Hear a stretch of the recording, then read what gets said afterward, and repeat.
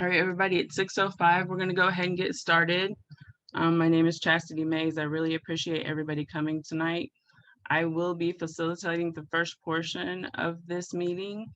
We're mainly here to talk about the issue of the police substation being placed inside of the Eurma C Center. So the way we're going to run this tonight is it's just a conversation. I invited people to come who I thought really their voice really needed to be heard. So we're going to ask that we are respectful of everyone. We want to hear everyone's voice. We're not going to interrupt. All we're going to do is we're going to talk and we're going to see where everybody stands on this issue. First, I'm going to say a few things to start with. I hope that everybody takes something from what I'm about to say.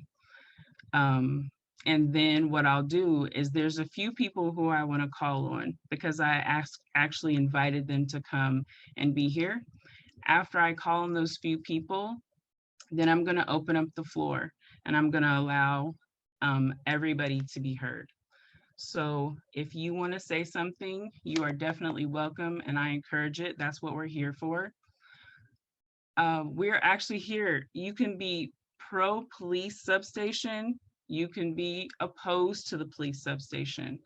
So it's really important that everybody understands that we are here as a community to voice our opinions. So I want everybody to keep that in mind.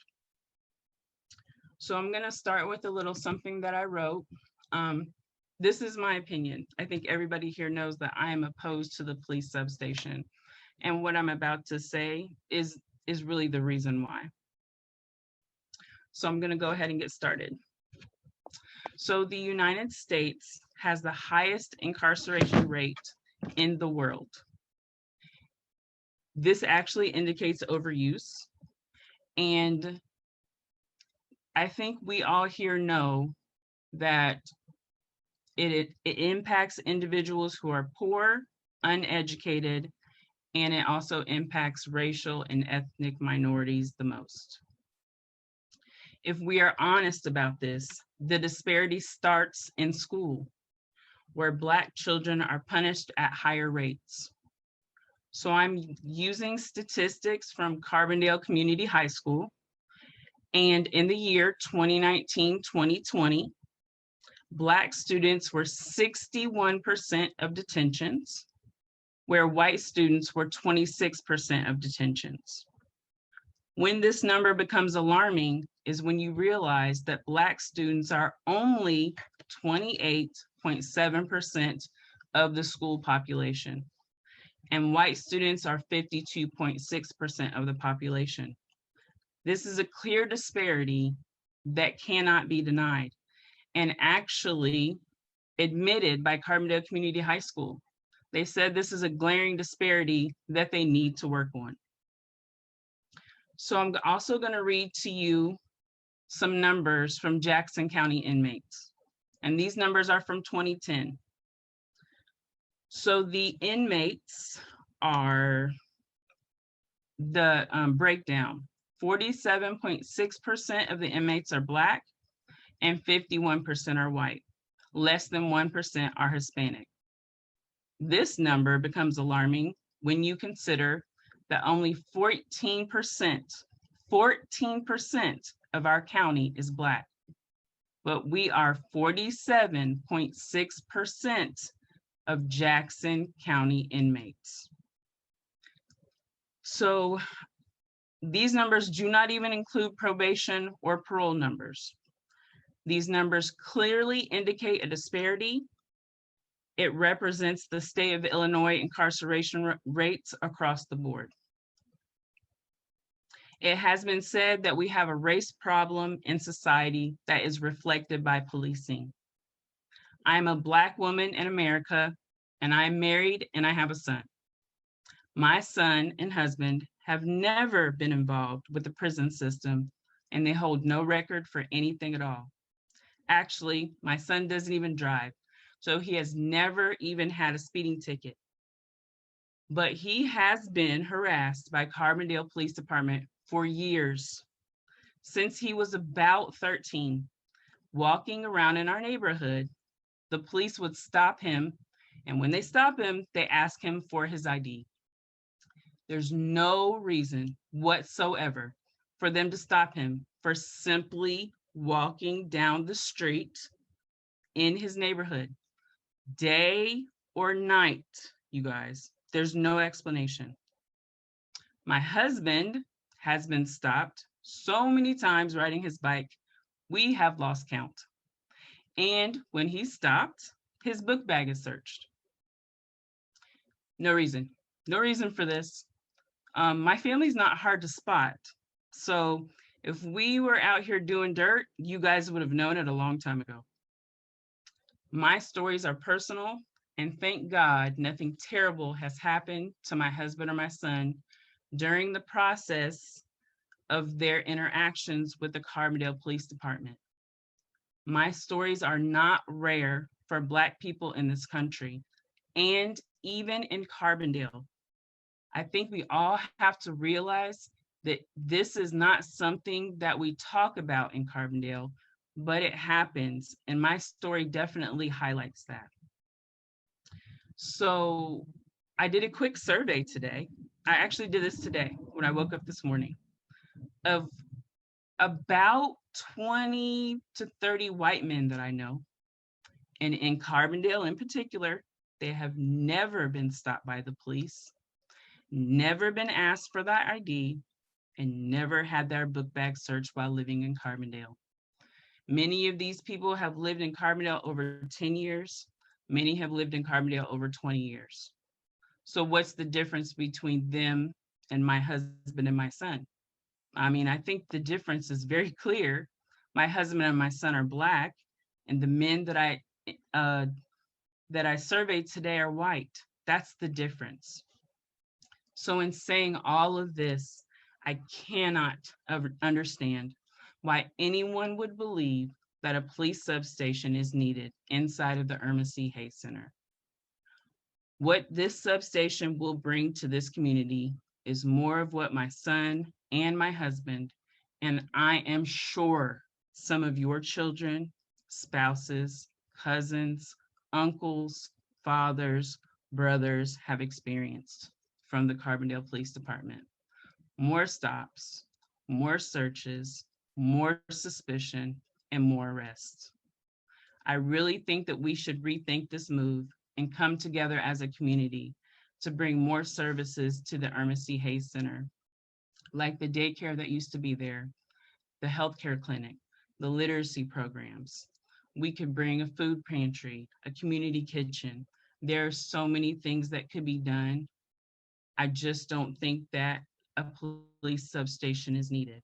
Haven't we always been, and aren't we policed enough? Thank you guys so much for listening. I would now like to begin calling on others who I invited. I think their stories are really important. I just want to emphasize once again that I want everyone to be heard. We are going to monitor the room, so there will be no interruptions, no arguing. We just want to hear the opinions of everybody here because we thought it was important to bring the community together to have this conversation. So one moment here, let me see. I'm not sure if I see Richard here. Richard Neal-Bey, are you on the line? If you are, raise your hand for me. I don't see Richard here, so I am going to ask Kim if you would go ahead and speak. And Kim, I'm going to go ahead and unmute you. Okay. I'm gonna request that you stop recording.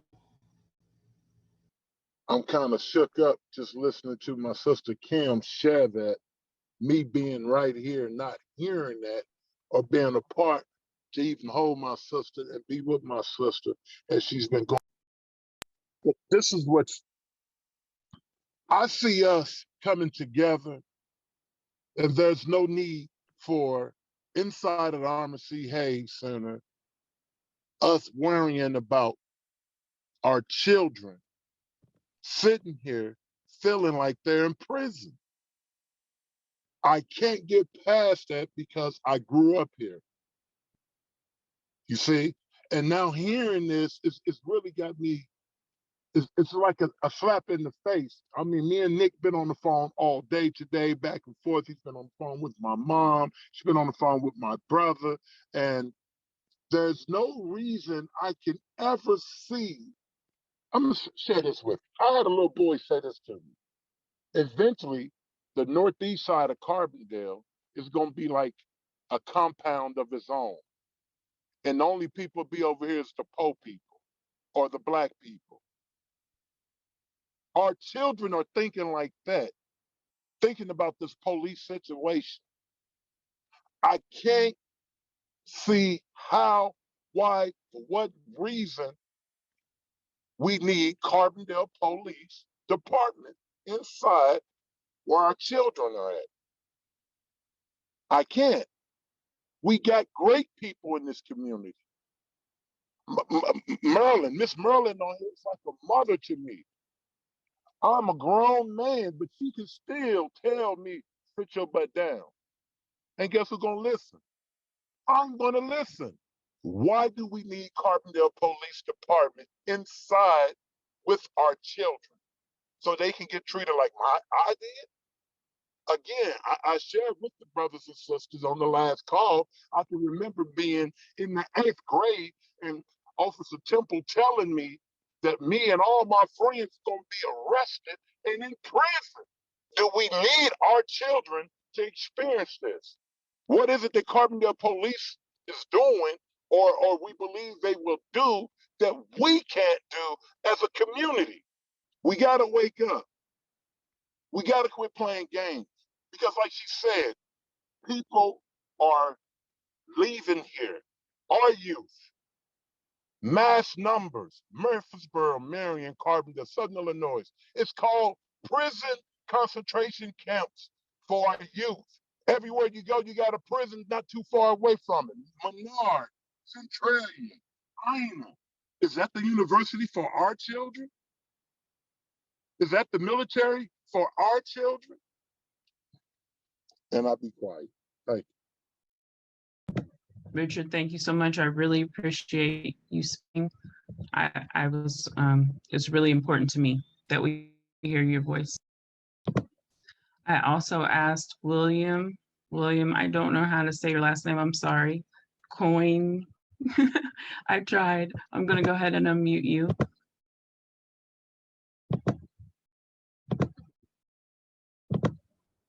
Well, Okay. Can you hear me? Yes. I was just really going to just listen in. I didn't know if that, see, I was trying to understand like who suggested this to begin with. I think it was like the sheriff. Am I correct? The sheriff, this conversation. No, the sheriff of like Carbondale or whatever. Oh, this suggest. Like who suggested this? So from what I understand, let me say it like this. From what I am understanding, Mr. Willis, who is now the director of Eurma C. Hayes, Yes. asked the Carbondale police if they would be interested in having a substation inside the Eurma Hayes Center. Now, this is something I have not spoken to Mr. Willis directly. I want everybody to know that. But that is my understanding of what took place. Okay, well, I think that's a terrible idea because regardless of who suggested it, they have to think about, well, if that's your job to be the director of that place, you should know the background and the history of the place. Like my grandmother, Miss Eurma C. Hayes. That's who my grandmother is. She's an activist. She was trying to get support for African-American children when they're in a segregated city at the time. And I just think it's not in her thought process of putting a police station in there. That's the totally opposite of a communication. I mean, of a you know a center for the community. That's not what it's for. And I just think we should really think about this and have a you know think about the history of it. And if you're going to do this, and if this does get done, they're going to take MC Hayes' name off there for real. Put something up there. Call it something else. You're not going to call it my grandmother's name and have it like that, because that's not what she stood for, in my opinion. And that's pretty much all I got to say about it at this specific time. Thank you, William. I really Thank you, appreciate Brother it. William. Thank you. All right, everybody. These are the only people I asked to come and speak. It was important to me that we hear their voice. Now I'm going to ask that if you do want to speak, that you raise your hand. And this is a big group, so I see the Kristen Morgan's hand raised. So I'm going to go ahead and unmute you, okay? Hello. Good evening, everyone. Can everyone hear me? I'm not sure. Yes, we can hear you. Okay. Okay, so I am Miss Eurma C. Hayes' great granddaughter. I was fortunate enough to experience childhood there. I went to the daycare center as a baby and grew up there. I went to Addicts Community Children's Services, where they had tutoring programs. They had a lot of activities and events for the youth in the community to be able to be active and have a good childhood. They took annual trips to several different places. They had youth mentorship groups for young girls. They had youth mentorship programs for males. We've had the infamous Najar Moussoir, who taught us arts and crafts. The list goes on and on to the functions in which things happened there at the Eurma Hayes Center. There was a adolescent health center, had a health center. There was manpower. People could get out there and get jobs. The whole purpose for the daycare center is for the Black community to be able to go out there and get employment and work and make a living for their families and have a place for their children to go. So it was to make sure that the people of the Northeast Side was functioning community. So when you take funds away from that community and those things start shutting down and there's nowhere for those children on that side of town to go, it led to the streets. And they took those funds and, I don't know, allocated them to other places and replaced it with other things. And the Northeast Side has not been the same since then. Crime has went up. More kids are going to prison. You have pregnancy rates going up. Like everything that was made to save that community was taken away. So here we are. The last time that I was there and attended a meeting, they were talking about it was so expensive for the center to thrive on a day-to-day, the light bill and the way that the HVAC systems and things like that were put in so long ago that they're not even up to par for the standards of being able to be functional now. It's just like, are we going to fix it now so that it can be usable for everyone else, but the Black community in which it was made to be utilized for? But not even just the Black community. That's a community that has welcomed everyone. Everyone gets invited to the churches there. When it's good, it's a good place to come, and we'll build around it and make everything else around it look nice, but we're not going to put anything in there to fix it. So, and then if we do, we're going to make sure that we can utilize it. The police has no right to be on the Northeast Side to police the Black community. If you go to those sunset concerts, you see the police officers walking around, they're like community, doing the community checks and things like that. But when the Black people on the Northeast side do anything on the Northeast side at Addicts Park or whatever, the only time that you see the police on the Northeast side is with the lights flashing, headed over there to make everyone in the rest of of Carbondale know that, oh, it's crime over here like we said it was. They're never out there trying to figure out what's going on. Addicts, Addicts class reunion, there's always something down there at the park. You hardly ever see the police down there just mingling with people, or, you know, the basketball tournaments that are down there. You never see police just mingling with people. You see them with a very angry presence, like they didn't want to come to do this today. And I feel like that's a problem, because the same way you can go and mingle over here at the concert, you can make just a nice, friendly presence when you come over to the Northeast side without your lights flashing, without you looking like you're stalking somebody. You know what I'm saying? So that's what you're going to bring more to in a community that's already suffering. So there's other options of making this center better than trying to make it worse by putting the police there. I mean, it's either going to make it worse or it's going to gentrify. And then the Northeast side won't be, the history won't be there anymore.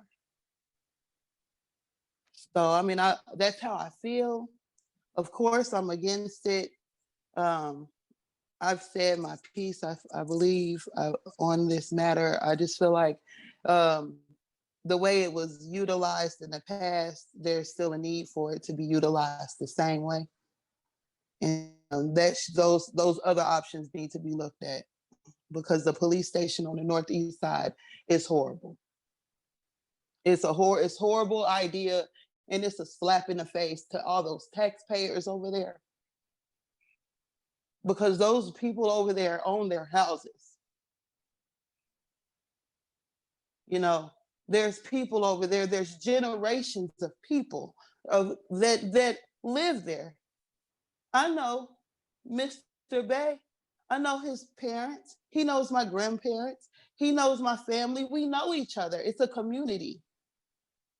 You can't just go in there and just tear something down like that, and nobody should be against it. The Northeast side is not the worst side of town. There's dead bodies popping up over off of Mill Street, and we don't hardly ever hear about it. It just gets swept over the rug. Let's talk about the crime of Carbondale, period. Okay, I'm done. Thank you for giving me some time. Thank you for speaking. We needed to hear your voice. I really appreciate you. So that is not all who I asked to speak. I asked Emerald to speak, and in my nervousness, I forgot. Emerald, can you please speak? Yeah, I can speak. A lot of what I was going to say has already been said, but I mean, I just want to echo some of the sentiments. My family is not originally from here, but everybody knows Mr. McGowan, Reverend McGowan. A lot of people know my mom. So we might not have never lived on the east side, but I was always over there. Friends that are like family lived over there. I actually got my first job through the Eurma C Center. Miss Albritton gave me a job. I was 15. It was a summer job. I went and worked at the Science Center. It was an amazing experience that I would never forget. And it set me up to just keep going from there and keep working. Statistically, the crime, as far as in Carbondale, does not occur over there. It occurs on College Street, right by the police station, Mill Street, really where the college students are. People try to act like the Northeast side is dangerous. It's not. You could walk through there, you could jog through there, you're not going to get raped, you're not going to get kidnapped, you're not going to get murdered. That's not the MO of the Northeast side. And geographically, it just makes zero sense because Carbondale's not that big. We're not a city. They don't need a substation. They already just built this big brand new station where Lincoln used to be, another historical building that they turned into something else that was the total opposite of it. The police are not friendly. They're not nobody's mentors.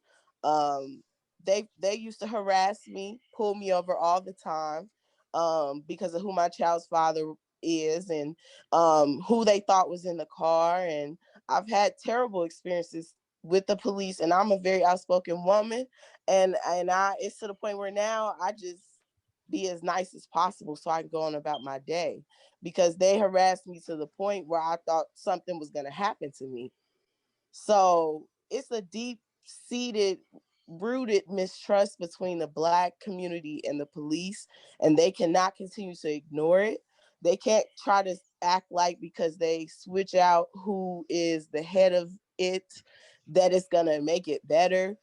Reno is notorious, on the Northeast side for harassing a lot of the people that live over there and that visit over there. So I'm the one that questioned him that night. And I don't know if you guys watched that, but it's still up on Carbondale United. And I think the public library still has it up. You can go watch it. It wasn't my job to go back and forth with him, but I'm the one that questioned him. And before I asked him the questions, he asked for me to tell him, to go easy on him. No, I'm not going to go easy on you. You're going to be held accountable. So, whatever we have to do to keep them out of the center, that's what we need to do. Whatever we need to do to restore the center, we need to do the work to get that done, period. And at the end of the day, we need to make it so that it benefits the Black community, because let's face it, I think over 50% of Carbondale lives in poverty. So the Eurma C. Hayes Center is pivotal. It can help so many people, rise up from their situations. Heck, it could have helped me 2 years ago when I didn't have nowhere to send my son. And I was a single mom and I couldn't work. It could have helped me. You know what I'm saying? It could still help me. I could go help people there. So something needs to be done where it needs to be restored, and we need to break the chain of poverty. And statistically, police presence in a impoverished neighborhood has never worked. It's only made it worse. The Northeast side is already over policed. So of course I'm against it, and whatever I can do to help, just reach out to me and let me know. Thank you, Emerald. And that's exactly why I wanted Emerald to speak. So, Melissa Cawthon, you asked me to speak next, so I'm going to go ahead and unmute you. Yes, thank you. Hello, everyone. And thank you all for sharing your stories and experiences. I just don't know where to start. I have so many things I feel like I want to say. I loved what Mr. Richards said when he said, what can they do that we can't do as a community? I feel like one of the problems with getting the Eurma Hayes Center up and running again has been, that it is so expensive, that it does need an overhaul and all of that. And so, and that's been, that's been a problem for a while. I think that's our biggest barrier. I'm wondering, I guess I have questions more than I wanted to say anything. Who is this Mr. Wills guy who's now the director? Where is he from? And has he met with the community to talk to them, to see what they want? I hear all of these great ideas about,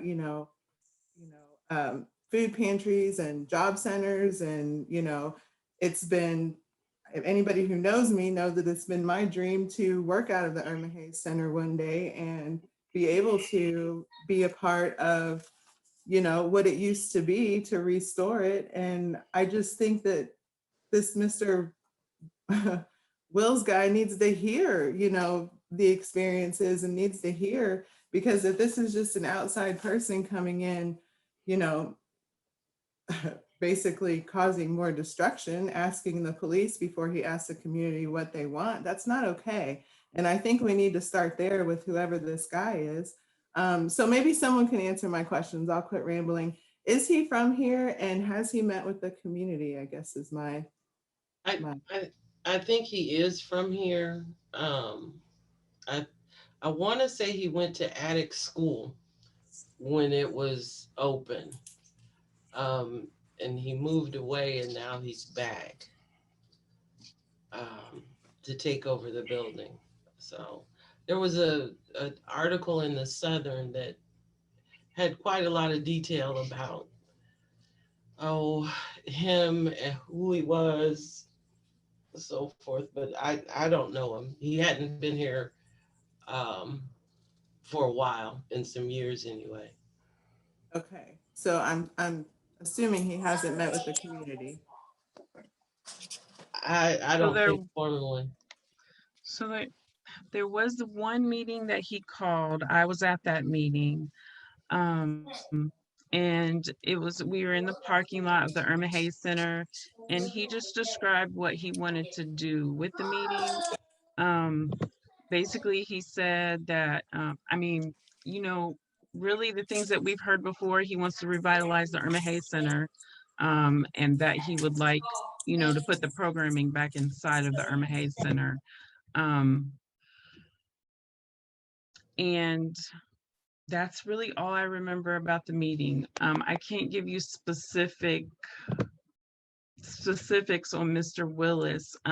I would also like to say, though, point out that the Irma Hayes Center does have a board. So we also have to keep that in mind.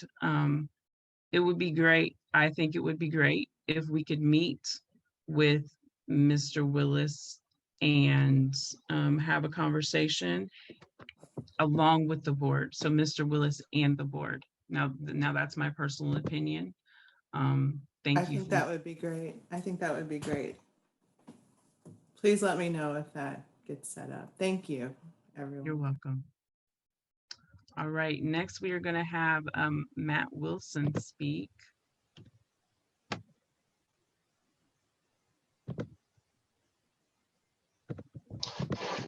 Okay. Good evening, everybody. You're muted. Okay, Matt, you can speak now. Sorry about that. Now, can y'all hear me? Yes. Okay. Again, I would just want to say good evening, everybody. First of all, I just appreciate everybody on this call because that just shows that you all take this serious, and it just means a lot to really have the Carbondale community on here. Like, I'm just proud to see so many people on this Zoom call. So applaud to y'all. But I just want to say, and I'm gonna keep it simple. The Eurma C Hayes is the reason why I have a college degree. Is the reason why my brother has a college degree, because of the programs that they had that we experienced as children. They groomed us to be the men that we are today.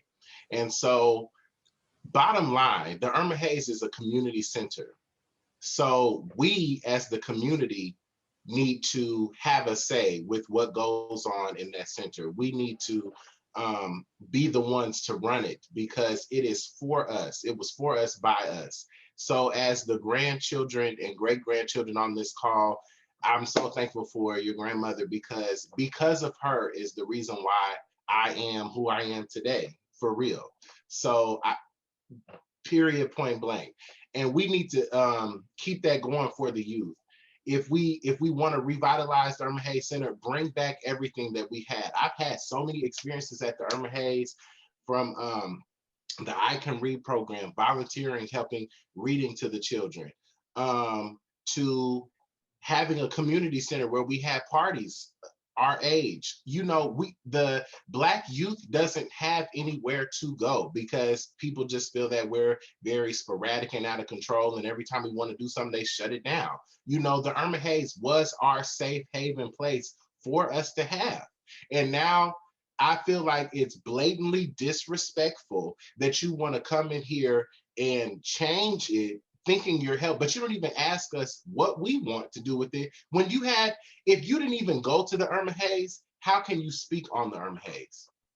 That's what I want to know. You didn't even use the Eurma Hayes resources for what it was, but now you want to have something to say and you want to come in here and change that. Absolutely not. That's not okay. And so, like I said from the beginning, because of the programs, because of the people that work there. It was just so community based, and that's why we have rised up to be who we are. We need to bring that back to the community. It needs to be community oriented. We need to run it. We need to control it. We have to do what we have to do to bring that back. And I'm not for this substation at all. Never will be. And I don't care who disagrees with that. So it is what it is. But I will do my absolute best to make sure that we bring back the old Eurma C. Hayes to the way that I once experienced it, because I feel everyone in Carbondale needs to experience the love that we had from that building. That's all I want to say. Thank you so much, Matt. I appreciate it. Madeline Stalls, you're up next.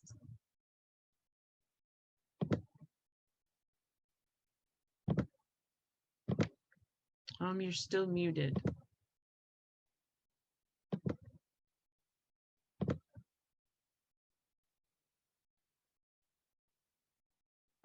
I'm trying to unmute you.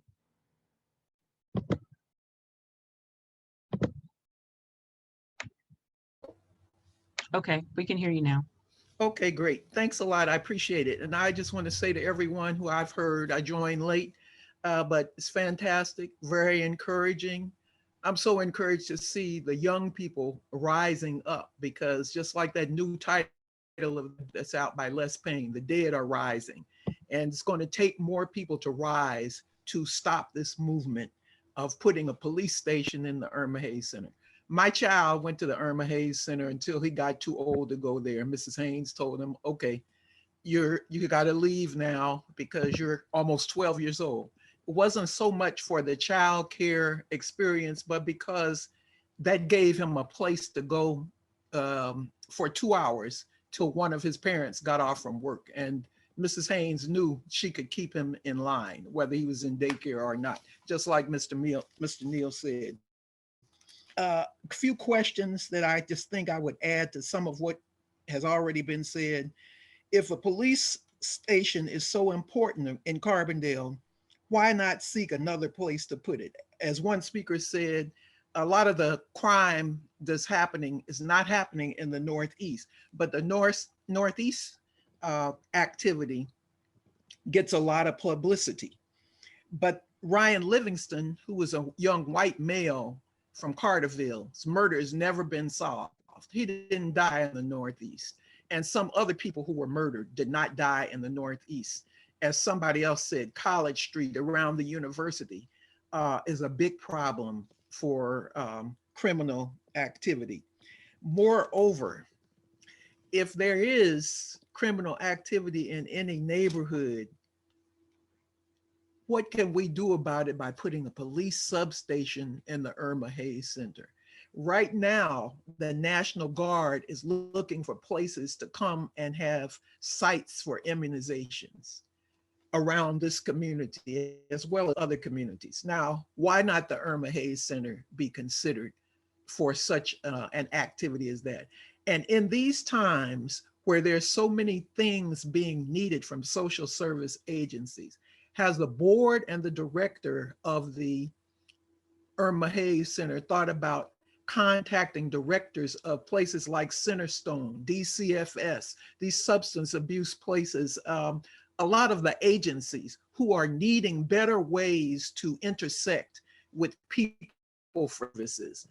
That in itself tells what could be done with monies that would be taken from the police budget.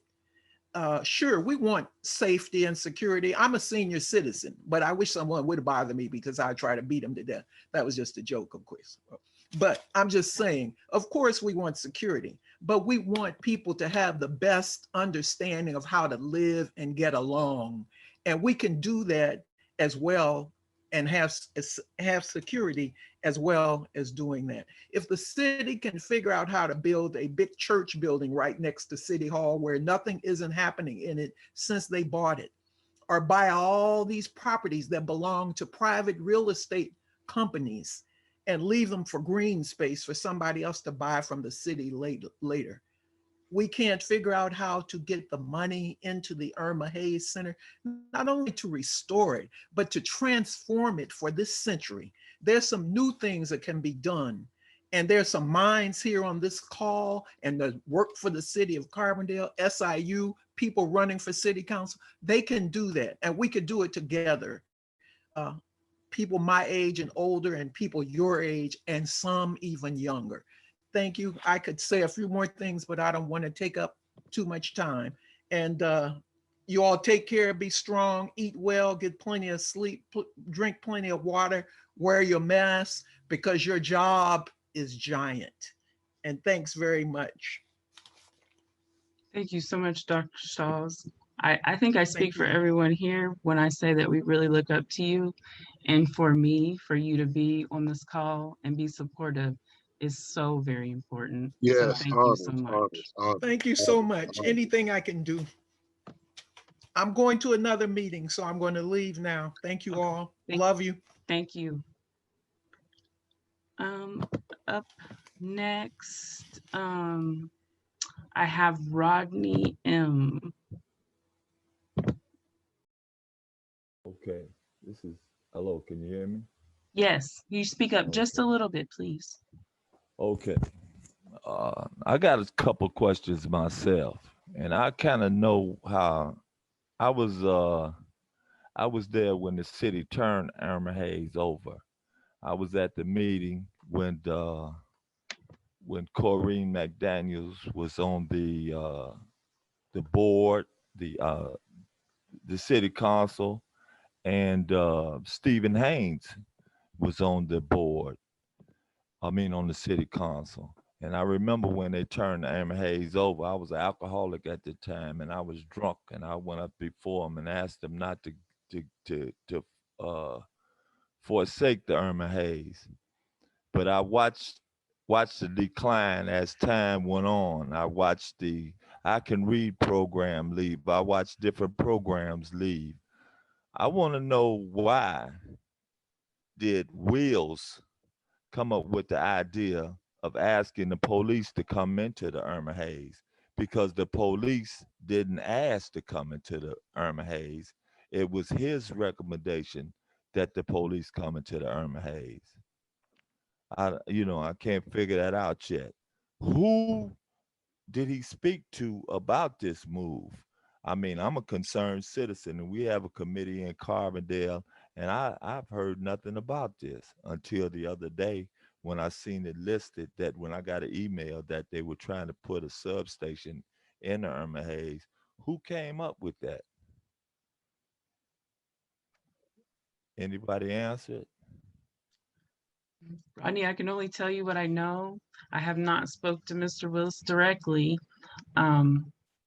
The only thing I can tell you is that I just know that he asked them to come into the Eurma Hayes Center. Okay. That's the only thing I can honestly Okay. tell you. Okay, and that's it. He did. He Mhm. did. And I'm the only reason I'm thinking is that he done came into something, and it needs different repairs. And I'm thinking that's how he figured you can get the center back in order. And I think it's for personal gain as opposed to Eurma Hayes being for youth. And with when I first come to Carbondale, they had this Social Security office and everything else in that building. That building was thriving, and that was 1988. And that building was thriving.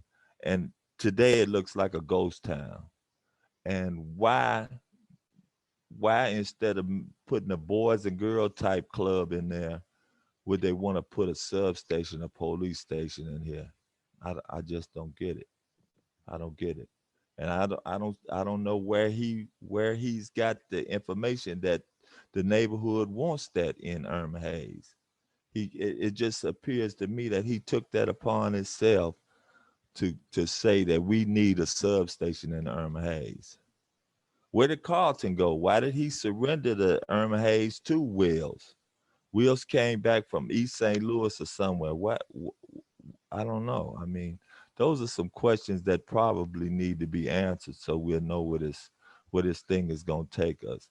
because I'm like Malin. I think well, Miss M, I think I really appreciate all this youth in here doing something positive. That's really positive. I'm an old man. I'm 70 years old, but I got your back, and I'm interested in this.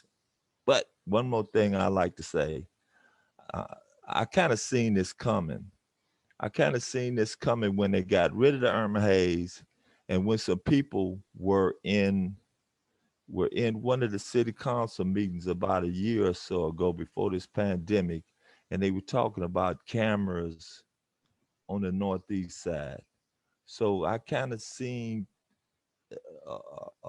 it kind of itching up to wanting this to be a police area, and I don't know. I don't know. It needs to. We need some answers, and I'm gonna try to contact Mr. Wills tomorrow myself, and I'm gonna see what's going on, and it'll be known because I'll tell Marilyn and she'll get it out. And thank you for just listening to me, because it's a lot of questions that need to be answered. Thank you so much, Roddy. We appreciate it. We appreciate the support. I think that you are bringing up such a valid point. I think that Irma Hayes definitely needs to listen to the community. And after this conversation tonight, everybody, it cannot be said that the community is supporting this decision. Well, let's say that it cannot be said that everyone in the community is supporting this decision, because we all came here tonight to listen to each other. And so far, it's been an agreement that we are not in support of the police substation. So I'm going to go ahead and allow AJ to speak. AJ has asked to speak.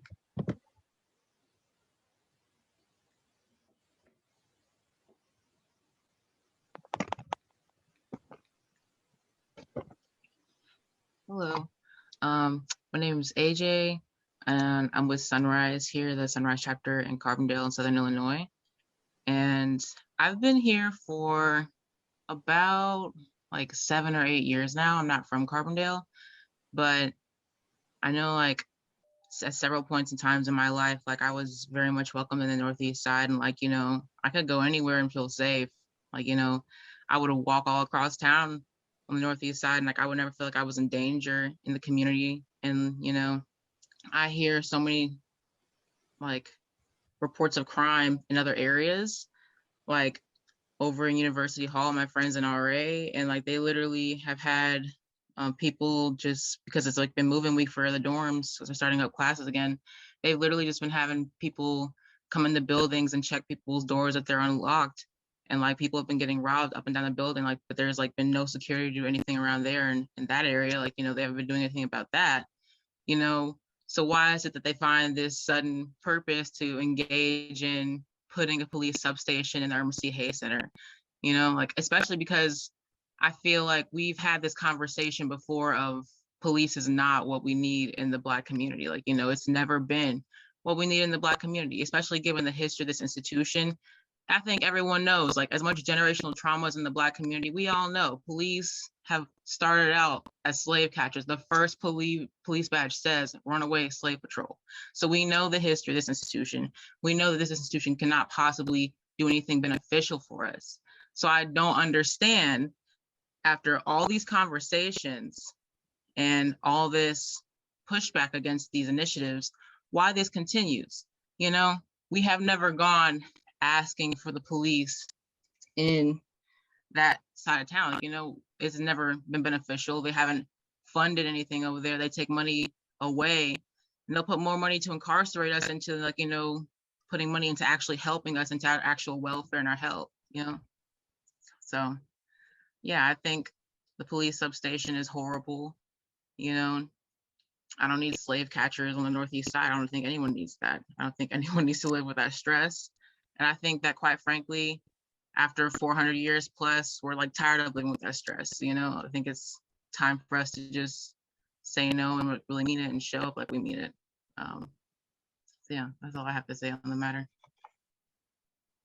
Thank you so much, AJ. I value your voice. You just don't know how much. Thank you so much. Is there anybody else who would like to speak? If you would like to speak, go ahead and hand. I don't see anybody else's hand raised. One more time, I'm going to give anybody else who would like to speak a chance. Oh, Richard, your hand is raised again. Okay.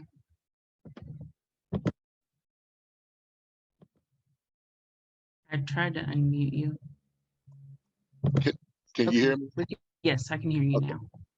I want to say thanks for all who are on this call, and this is very powerful to have people like Dr. Stalls, Mother Marilyn Brown, Miss Nesbitt, even the young Emerald, to hear Matt's story. Really, it's touching because it's people like y'all that make me want to stay here in Carbondale, okay? Uh, and keep fighting.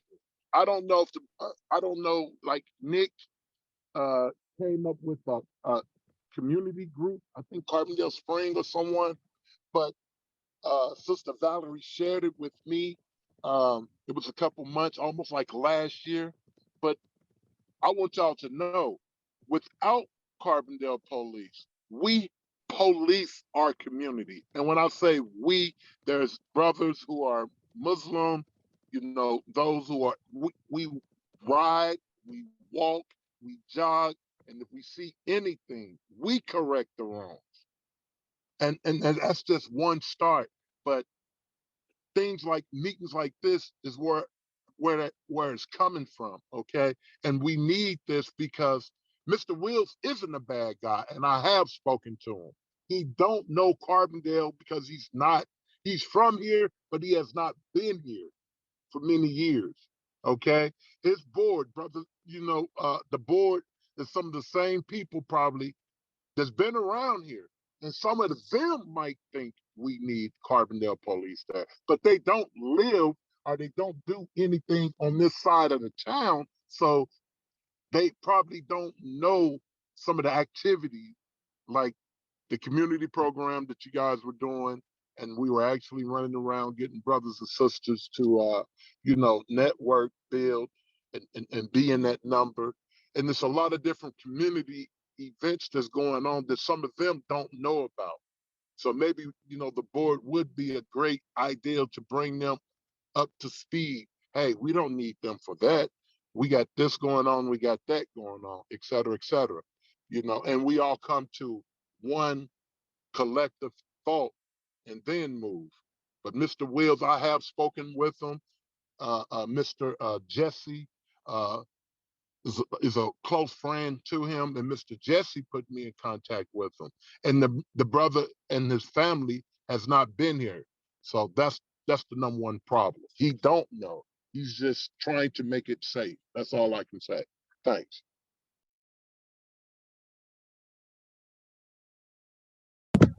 Thank you.